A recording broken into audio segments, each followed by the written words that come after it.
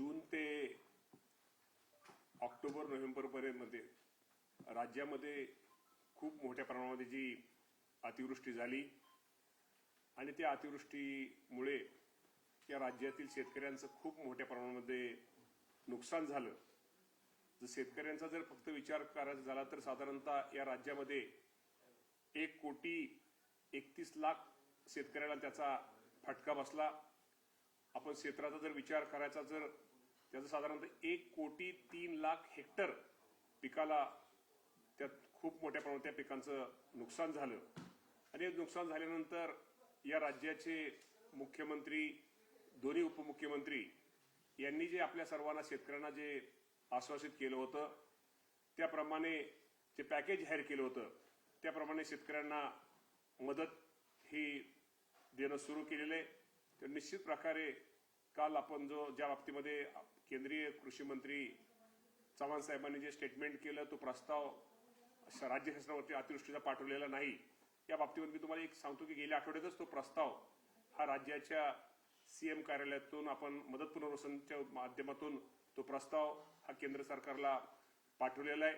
आणि केंद्र सरकारला प्रस्ताव पाठवला जरी केंद्र सरकारला आपण अजून निधी आपल्याला रक्कम जरी मिळाली नसली तर केंद्र सरकारचे पैसे आपल्याला मिळतील ह्या अपेक्षेवरती राज्य सरकारने ज्या ज्या शेतकऱ्यांचं नुकसान झालेले त्या शेतकऱ्यांना मदत ही निश्चित प्रकारे दिलेली आहे.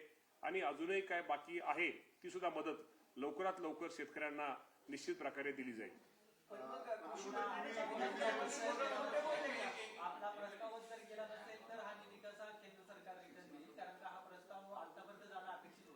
हा प्रस्ताव याचा असं असतं की केंद्र सरकारकडे प्रस्ताव कुठलाही पाठवताना तो हा अचूक पाठवला गेला पाहिजे.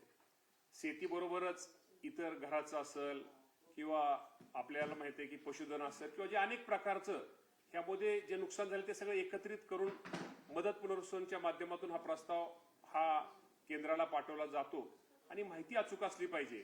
त्याप्रमाणे प्रस्ताव गेल्या आठवड्यातच हा प्रस्ताव आपण हा केंद्र सरकारला पाठवलेला आहे. आणि त्यामुळे आणि मी तुम्हाला हे पण सांगतो केंद्र सरकारचे पैसे हे मिळतील ह्या अपेक्षेवरती राज्य सरकारने शेतकऱ्याला मदत करण्यास थांबवलेलं नाही. राज्य सरकारने स्वतः केंद्र सरकारच्या राज्य सरकारने शेतकऱ्याला मदत केलेली आहे. प्रस्तावात काय म्हटलेलं आहे, किती निधी मागितलाय, काय काय नमूद केलं प्रस्तावात?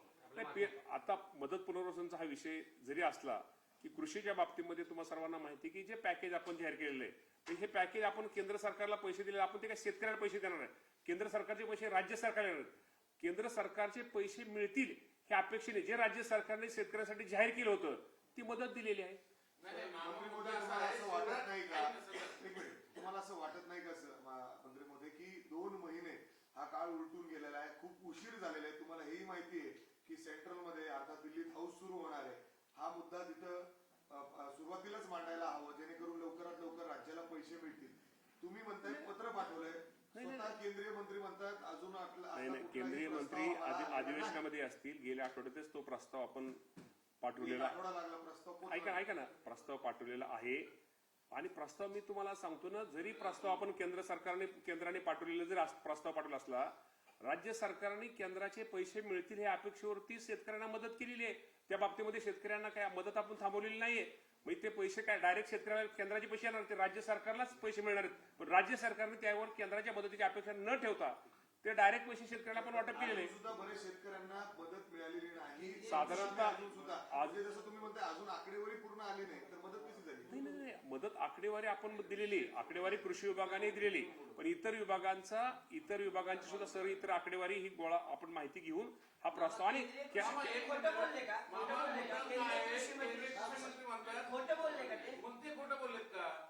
केंद्रीय कृषी मंत्री खोटं बोललेले नसावेत कदाचित अधिवेशनामुळे.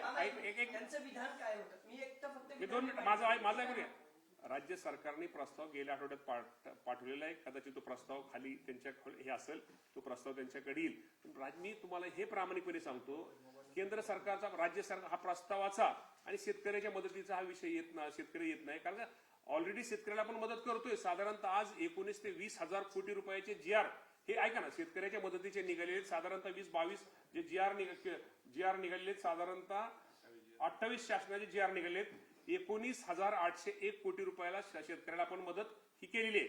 त्यामुळं शासनाचे GR केंद्र सरकारचे आपण माहिती जरी केंद्र सरकारला माहिती अचूक असली पाहिजे, परत त्या माहितीमध्ये आपल्याला बदल करता येत नाही.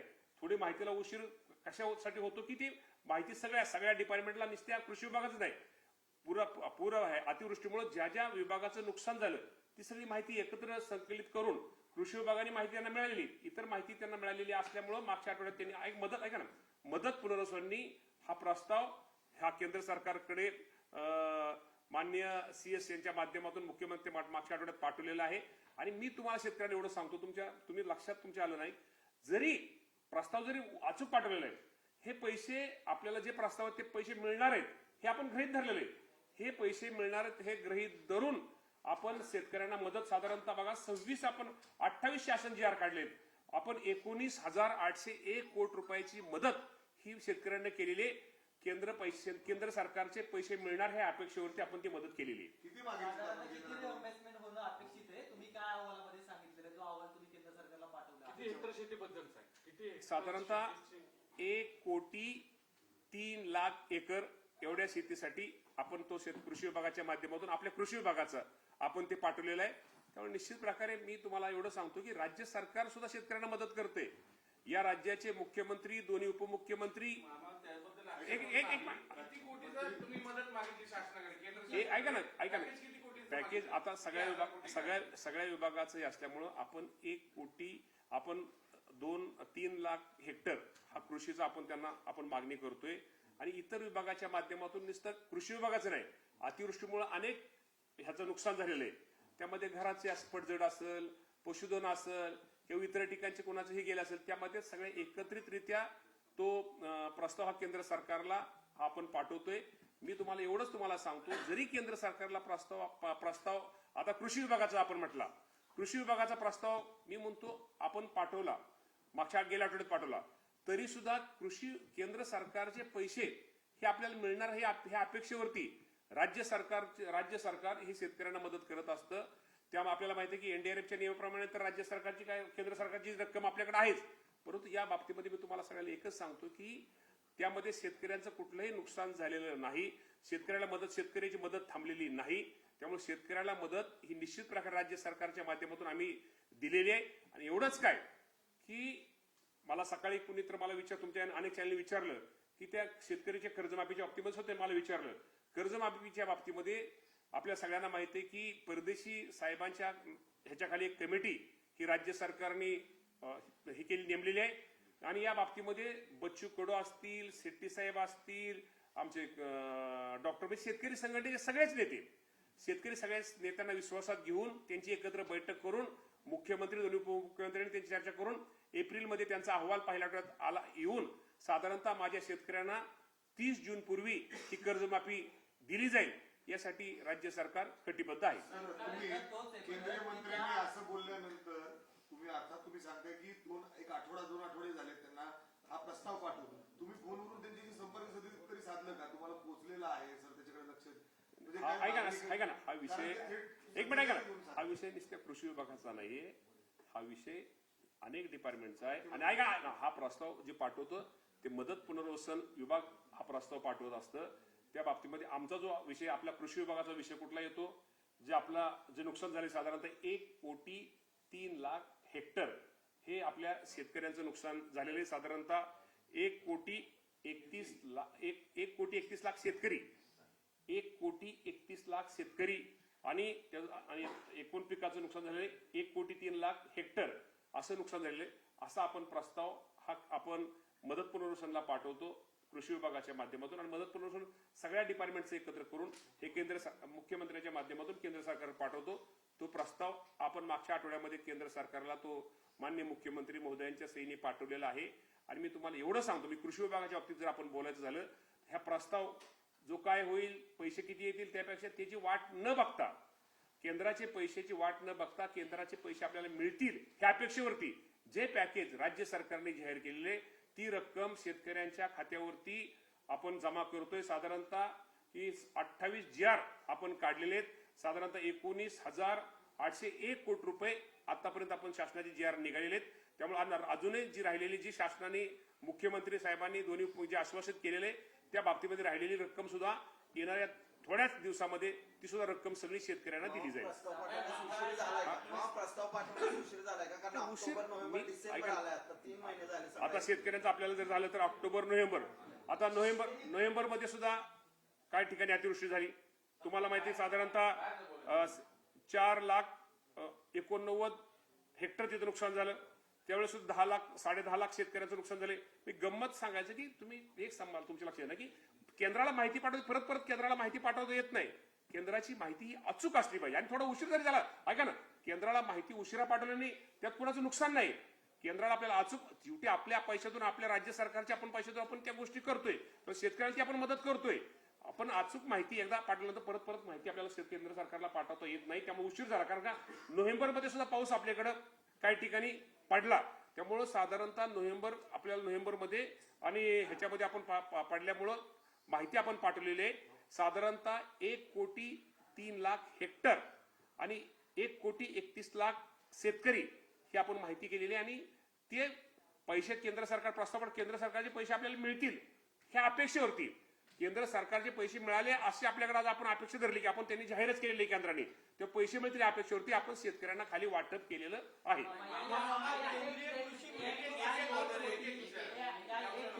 एक कोटी 3,00,000 हेक्टरच्या नुकसानीसाठी कृषी विभागाने साधारणतः किती कोटी रुपयांचा निधी रिअम्बर्समेंट म्हणून केंद्र सरकारने दिला पाहिजे याची आकडेवारी तुम्ही कसं हे ऐका ना, हे माहिती ऐका ना, हा आकडा ऐका ना, हा आकडा शेवटी तुम्हाला सगळ्याला माहिती आहे की हा एक नुसतं कृषी विभागाच्या माध्यमातून शेतकरी हा शेतीच्या माध्यमातून इतर सुद्धा काही गोष्टी ऐका ना, इतर पण काही गोष्टी असतात. म्हणजे इतर सगळ्या हा सगळा एकत्र आकडा केला जातो. आपण मागणी करताना आपण जरी जास्त केली असली तर शेवटी आपण जे पॅकेज जाहीर केले केंद्र सरकार, आपल्याला जे केंद्र सरकारचे मिळणारे पैसे किंवा आपण काय केले, केंद्र सरकारच्या पैसे मिळण्याच्या ह्याच्यावर आपण थांबलेलो नाही. आपण जे केंद्र सरकार, राज्य सरकारने जे आपण पॅकेज जाहीर केलं होतं त्या बाबतीमध्ये आपण त्याला निश्चित तुम्हीच भाषणामध्ये तिथं म्हणलेलं होतं की लाडक्या बहीणची योजना आहे त्याच्यामुळं कदाचित खूप मोठा फटका बसतोय, लोकांना पगार उशिरा होत आहेत, सरकारच्या तिजोरीत पैसे नाहीत किंवा आणि तुम्ही आता म्हणताय की सरकारचे पैसे नाही, ऐका ना, ऐका ना, मी त्या बाबतीत तुम्हाला आजही ऐका ना, मी म्हटलेलं म्हणजे मी काय असं काय हे म्हटलेलं नाही. त्यांनी आम्हाला काय शेवटी ते आमच्या लाडक्या बहिणीत, आणि लाडक्या बहिणींमुळे आम्हाला सगळ्याला माहिती आहे की शेवटी लाडकी बहीण स्वतःच्या पायावरती उभा राहिली पाहिजे. ती लाडकी बहीण स्वतःच्या राहील. त्यामुळे त्या लाडक्या बहिणीने आमच्या ऐका ना की राज्य सरकारला कुठलाही फरक नाही, उलटा अजून आम्हाला बहिणीसाठी अजून ज्यादा काय करता येईल तो पण करण्याचा प्रयत्न आम्ही भविष्यामध्ये करणार आहोत. ऐका ना, पण जरी हे पैसे अतिवृष्टीमध्ये शेतकऱ्या इतर ठिकाणी ह्याला आम्ही कात्री लावून आम्ही जे पैसे करतोय, आम्ही ते पैसे राज्य सरकार अतिवृष्टीमध्ये माझा शेतकरी अडचणीत आहे, तो स्वतःच्या पायावरती उभा राहायला पाहिजे. आम्ही इतर ठिकाणी हे करून हे शेतकऱ्याला अतिवृष्टीच्या काळामध्ये म्हणजे राज्य सरकारने 28 GR काढून 19,801 कोटी रुपयाच्या माझ्या शेतकऱ्यांना मदत केलेली आहे. मामा, प्रश्न असा आहे, तुम्ही केंद्राला प्रस्ताव पाठवलाय, तो पोहोचला असेल किंवा पोहोचला नसेल हा पुढचा विषय आहे. तुम्ही पंचनामे केलेत, तुमच्या राज्य सरकारने सगळे पंचनामे केलेत. ऑक्टोबर मध्ये जे काही झालं महाराष्ट्रात, आकडा किती तुम्ही मदत म्हणून केंद्र सरकारकडे हे सगळे ऐका ना, हे सगळ्या डिपार्टमेंटचे ठीक आहे, सगळ्या डिपार्टमेंटचे सगळ्या डिपार्टमेंटला किती होतो? 5 मिनिट. ठीक आहे, सगळ्या डिपार्टमेंटचे देऊ आपण लगेच. केंद्र सरकारकडे हो, माझ्या लक्षात आलं, लगेच देऊ, मला देतो. मामा, दुसरे एक माहिती असे की तपोवन मध्ये जी वृक्षतोड केली जाते त्याच्यात राज्य सरकारमध्येच 2 गट झाले. म्हणजे उपमुख्यमंत्री मुख्यमंत्री म्हणतात की तोडली पाहिजे, अजितदादा स्वतः त्याला तोडायला विरोध करतात, किंवा त्या जे कलाकार आहेत तर ते दादा सयाजी शिंदे सोबत आहेत आणि मुख्यमंत्र्यांची भूमिका वेगळी. नाही, ऐका ना, मी ऐकलंय पण या बाबतीमध्ये मी काही जास्त माहिती घेतलेली नाही. आणि एखादी गोष्ट आपल्याला ऐका ना, आपल्याला आपण माहिती झाडं तोडू नये मताचा मी आहे. झाडं तोडू नये ह्या मताचा मी आहे वैयक्तिक. जे तिथं बनवायचंय ते दुसरीकडे बनवू शकतो का?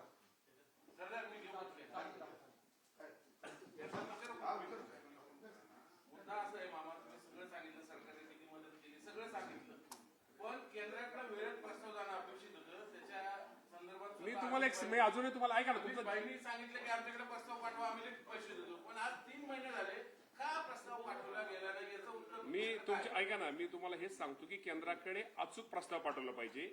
आपल्याकडे नोव्हेंबरमध्ये सुद्धा अतिवृष्टी झाली, ते अपडेट होईल. एकदा असं नसतं. परत प्रस्ताव ऐका केंद्र ऐका ना, केंद्र सरकारकडे परत प्रस्ताव पाठवता येत नाही.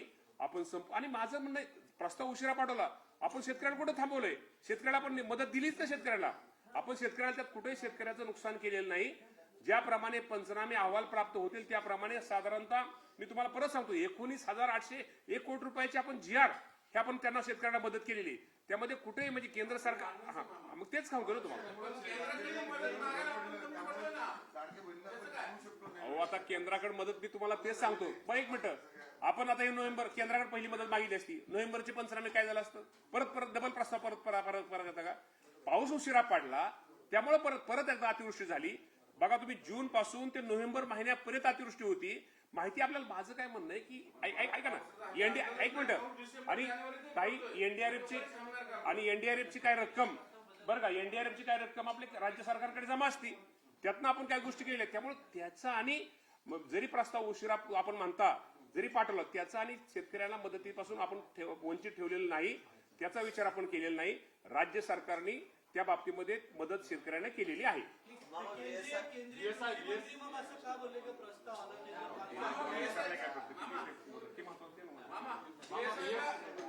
मामा VSI बद्दलचा एक बाबासाहेब प्रश्न विचारा. चौकशी समिती नेमली. बरं शरद पवारांच्या मुख्यमंत्र्यांनी सांगितलं असं चौकशी वगैरे काय होणार नाही. आणि लेटर निघलंय VSIचं चौकशी समिती. अहो साहेब, कुठल्याही गोष्टीमध्ये एखादी तक्रार आल्यानंतर आणि चौकशी म्हणजे काय ते काय वेगळा विषय नाही. एखादा विषय एखाद्याने मुद्दा काढला तर त्याला उत्तर देताना ठीक आहे आम्ही माहिती घेऊ, चौकशी करू, म्हणजे काय ती काय त्यात काय चुकीचं आहे असं नाही. चौकशी कुणी साजं करतं. मामा यापूर्वी कधीच अशी चौकशी समिती नेमली नाही VSI संदर्भात. आज नाही VSI आणि सरकार 20 वर्षापूर्वी नाही. पवारसाहेब चेअरमन आहेत, मग या सगळ्याच्या माध्यमातून अजिबामध्ये राजकारण, त्यामध्ये कुठलंही राजकारण नाही. या बाबतीमध्ये मुख्यमंत्र्यांनी मी स्वतः पाहिले, त्यांनी खुलासा केलेला आहे. त्यामध्ये जरी पत्र आलं असलं त्यामध्ये कुठलाही चुकीचा किंवा अर्थ आपण काढू नका. जरी चौकशीचं जरी त्यांनी हे केलं असलं, त्यामध्ये एक कुणीतरी मुद्दा मीटिंग मध्ये काढला होता, मला मी आहे त्या ह्याच्या मीटिंग विखे पाटलांनी कुणीतरी मुद्दा काढला होता. या बाबतीमध्ये चौकशी केली जाईल. चौकशी केली म्हणजे काय, चौकशी का हो का, एखाद्याला वाटलं मुद्दा काढला, त्यांच्या मनात शंका असली त्या बाबतीत चौकशी केली, शंका परत त्यांची दूर झाली, हाच विषय असतो. त्यामध्ये कुठलाही चौकशीचा विषय येत नाही किंवा कुठं कोणाला त्यामध्ये असं राजकारण करायचा विषय येत नाही. बरं, आता स्वतः पृथ्वीबाबांनी सांगितले की मराठी पंतप्रधान होणार आहे म्हणून प्रस्ताव करून जास्त मत असं काय आहे? पृथ्वीराज बाबांनाच विचारा तुम्ही. नगरपालिका इलेक्शन इंदापूरचं राज्यात बऱ्याच पेटलं होतं. म्हणजे तुम्ही तर इंदापूर सगळं बघितलं.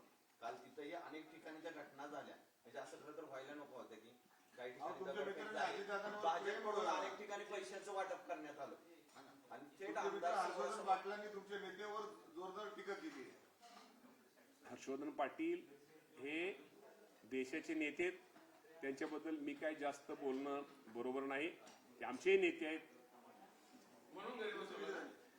देशाचे नेते म्हणून गरीब बसवलं. ते आमचे पण नेते आहेत. निवडणुकीचा खेळ खंडोबा झाला. एक दिवस वैराचे आहेत, सामन्यातून टीका केली, निकाल पुढे गेल्यामुळे. तर कुणी टीका केली काय केली मला माहित नाही. आणि शेवटी मी नेहमी लक्षात ठेव, विरोधकांचं काम असतं टीका करणं, त्यात त्यांचं चुकीचं नाही आणि आमचं पण चुकीचं नाही.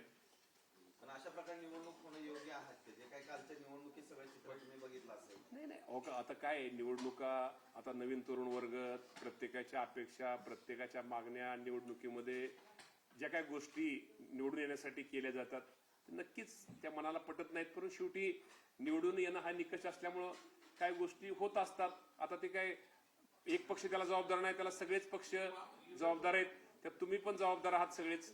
इंदापुरात तुम्हाला पवारांनी काय देऊन टाकलं? दोन्ही राष्ट्रवादी एकत्र कधी येतात? हा, दोन्ही राष्ट्रवादी एकत्र कधी येणार? तारीख सांगून टाका. आता दोन्ही राष्ट्रवादी कधी येणार आहेत आता तुम्ही कारण आम्हाला जिल्ह्यात असं दिसलं की साहेबांनी ज्यांचे उमेदवार तिकडे पाठवलेले त्यांनी कुठं एक शिरूर सोडलं तर कुठं साहेब लढले नाही असं मला तर काय वाटत नाही कुठं असं. आता त्या बाबतीमध्ये आमचे पक्षाचे इंदापुरात होतं साहेबांचं काय? या बाबतीमध्ये आमच्या पक्षाचे अध्यक्ष अजितदादा ना हा प्रश्न विचारला तर बरं होईल. नाही भाऊ असं वाटतं की तुम्हाला दोन्ही एकत्र आहे म्हणून? दादांनाच विचारला ना, दादांना प्रश्न विचारला. नाही माझं मत मान्य, ऐका ना, आमचे नेते कोण आहेत? दादा आहेत. साहेब नाही अजितदादा आमचे नेते आहेत, त्यामुळे दादांना हा प्रश्न विचारला तर बरं होईल. तुम्ही घ्या नाश्ता आहे, थांबा नाश्ता करा आणि तुम्हाला आखले 2 मिनिटं चहा सांग ना, चहा 2 मिनिटं. होय कुणाला रेंज आली का ना? रेंज सगळ्याला रेंज सगळ्यांना मिळाली. अरे तुम्ही फक्त बंद झालं का ते?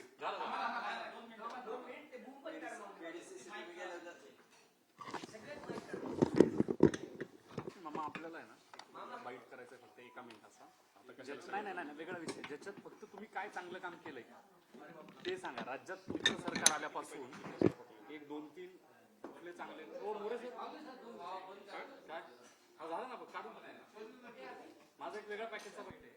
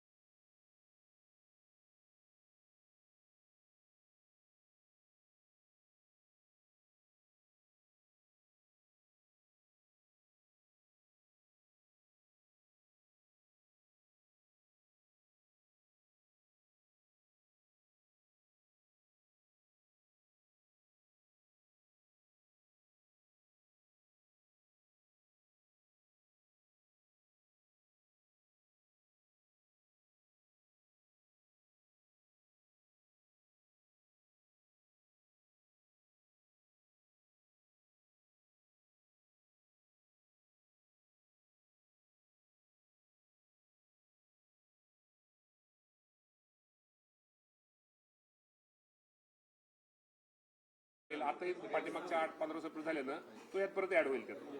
दोन्ही म्हणजे ऍड. मी सांगतो काय झालं माझ्याकडचा विषय नाही पण मी सांगतो माझ्याकडे विमा आहे. पण नैसर्गिक आपत्तीमध्ये आपलं 1 कोटी लाख हेक्टर क्षेत्राचं नुकसान झालं बरोबर आहे. हे प्रत्येक विभाग असेल समजा ग्रामविकास विभाग ग्रामविकास विभाग ग्रामविकास पाठवतं, जनावरांचं किती नुकसान झालं पशुसंवर्धन पाठवतं. याचं सगळं केंद्र विषय जे आहे ठेकेदारांना मागणी करायची काय करायची मदत पुनर्वसन ते केल्यानंतर ते केंद्र पाठवतात. ते बरोबर आहे, ते बरोबर आहे. साधारणतः अजून थोडं वाढेल म्हणजे 9,265 म्हणजे साधारण 10,000 कोटी कृषी विभागाचे फक्त कृषी विभाग